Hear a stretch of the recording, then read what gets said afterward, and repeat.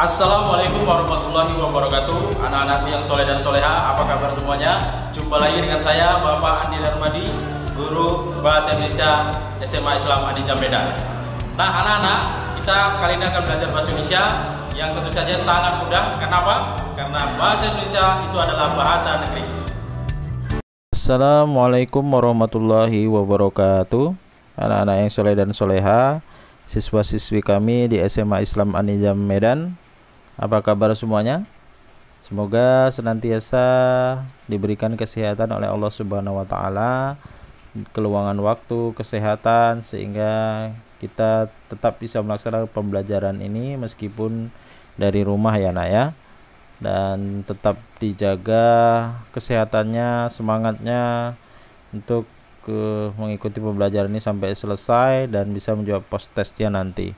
Masih berjumpa lagi dengan saya Bapak Andi Darmadi, Guru Bahasa Indonesia SMA Islam Adi Medan.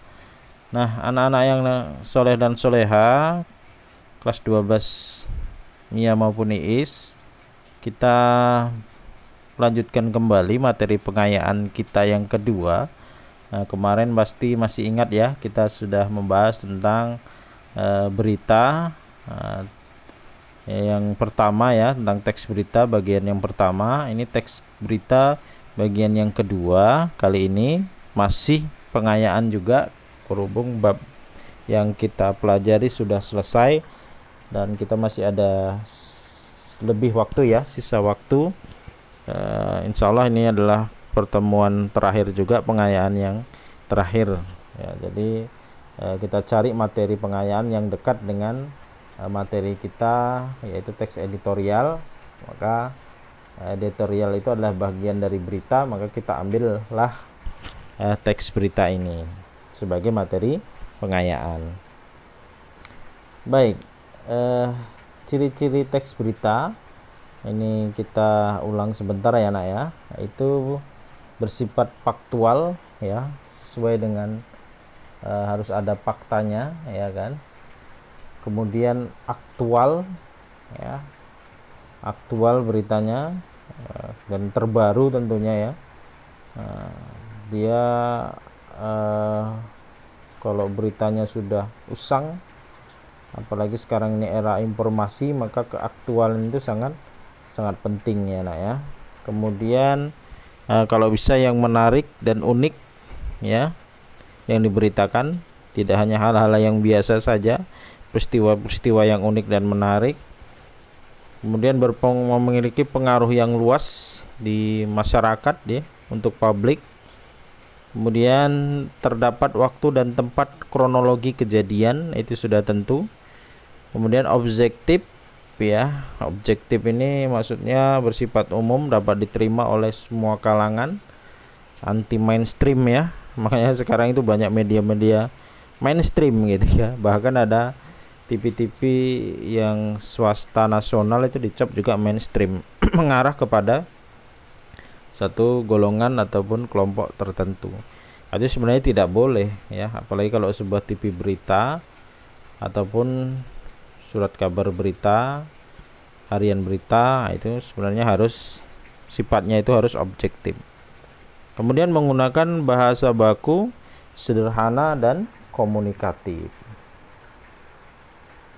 Baik, ini kita menyambung dari yang pertemuan yang lalu. Kita sudah membahas tentang 5W plus 1H ya kan. Masih ingat ya nak ya? Ada what, where, when, why, who, dan how ya kan. Nah, itu di situ kan ada kan, why, when, what, where, who, dan how. 5W plus 1 plus 1H di pertemuan yang lalu. Nah, mau kita sambungkan di mana posisi 5W itu biasanya ketika kita menulis berita itu selalu dibuat dalam bentuk piramida terbalik ini ya nak ya. Jadi ada judul ataupun kepala berita, ataupun disebut juga dengan headline. ya, ada headline-nya di sini ya. Ada headline-nya. Kemudian ada pokok berita. Ya, kalau ini waktu ya. Maaf, ini waktu terjadinya kejadiannya ya, waktu, tempat. Nah, biasanya gitu ya, ada judul besar. Kalau berita kan gitu nah, ada judul besar. Kemudian di sini ada tempatnya, misalnya di mana, Jakarta misalnya, waktu dan seterusnya. Nah, kemudian masuk dia bagian lead ya, lead ataupun pokok berita ataupun disebut kepala berita. Nah, bentuk piramida terbalik ini juga mempunyai makna ya, Naya, arti yang menunjukkan bahwa di bagian lead inilah yang merupakan porsi terbesar dari 5W itu. Ya kan? Bahkan dengan membaca lead ataupun pokok berita ataupun kepala berita, kita sudah bisa mengetahui dengan pasti bagian penting dari berita itu. Karena biasanya di sini ini mencakup yang namanya 5W tadi. Nah, sudah tergambar di bagian lead ini. Jadi makanya dia piramidanya dipaksa terbalik gitu. Bahwa porsi yang paling banyak dalam teks berita itu terdapat pada bagian kepala berita ya, ataupun pokok berita, ataupun bagian lead-nya ini. Nah, semakin ke bawah ya, itu ada tubuh berita. Ini nanti akan menjelaskan, membantu saja menjelaskan ini, menjelaskan 5W ini. Dan sudah banyak kemudian dia bermain di how ya, di how-nya. Nah, di how-nya. Nah, semakin ke bawah ekor berita ya, ekor berita, maka ini adalah bagian yang hanya sudah pasti how ya, hanya semacam saran saja atau rekomendasi dari si penulis berita, ataupun bisa juga penegasan ulang. Baik, itu kalau kita lihat berita, mengapa bentuknya selalu piramidanya terbalik. Baik, kita lanjutkan berikutnya. Secara umum ya, struktur berita itu ada 3 ya. Jadi kalau kita membaca berita yang baik atau menulis berita yang baik, itu pasti memiliki 3 hal ini, yaitu ada orientasi berita ya, ada orientasi berita, ada peristiwa-peristiwa, kemudian ada sumber berita. Nah, jadi sampai di sini saja pemahaman kita ya tentang struktur berita, karena ini hanya materi tambahan ya. Ini bisa kita baca bersama-sama ya. Struktur teks berita adalah berupa susunan mengenai cara teks tersebut dibangun ya. Ya, mengenai struktur teks tersebut dibangun. Jadi tidak boleh asal tulis ya. Selain juga tadi yang penting diletakkan di awal ya, atau di bagian lead, kemudian dijelaskan di tubuh, dan sebagai masukan ataupun saran itu di bagian ekor. Tetapi kita secara struktur harus memenuhi 3 hal ini, yaitu apa? Yang A, orientasi berita, yaitu berisi mengenai pembuka dari peristiwa yang diberitakan. Biasanya terdapat penjelasan singkat mengenai berita tersebut. Ini disebut dengan bagian orientasi. Yang B, peristiwa, berisi mengenai jalannya kejadian dari awal sampai akhir yang didasari pada peristiwa yang terjadi dan dijelaskan berdasarkan fakta yang ada di lapangan. Yang C, sumber berita, berisi mengenai sumber didapatnya berita tersebut. Biasanya berita yang ditambahkan sumbernya ditulis pada media cetak seperti koran, tapi tidak jarang media elektronik yang menyertakan sumber berita, terutama di internet. Nah, ini sebagai pengaruh perkembangan zaman juga, bahwa berita-berita sekarang itu juga banyak terdapat di berita-berita dalam bentuk berita online gitu ya. Cuma masalahnya kadang berita online ini karena saking banyaknya dibuat kadang judulnya itu berlebihan, sedangkan isinya tidaklah seperti tidaklah wow yang ada di judul gitu ya. Kalau kita melihat dari konsep ini sebenarnya sudah menyalahi ya, karena nanti judul ataupun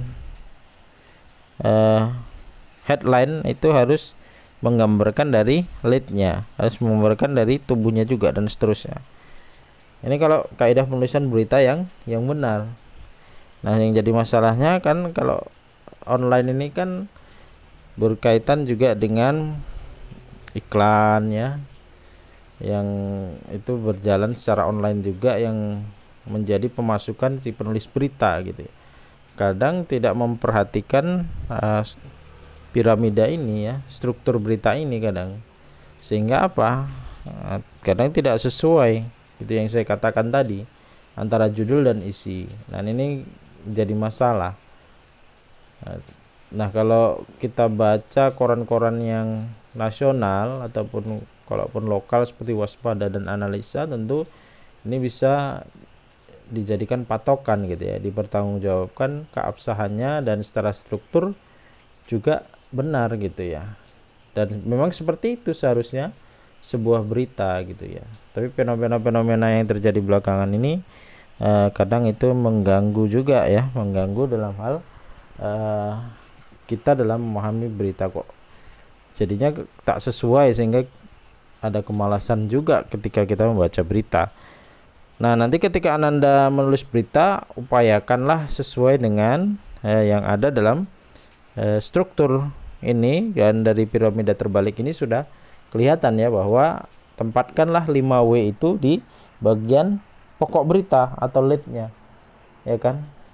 Ya, nah kemudian untuk tubuh dan ekor itulah sebagai penegasan kembali ataupun penjelasan terhadap pokok beritanya, gitu ya nak ya.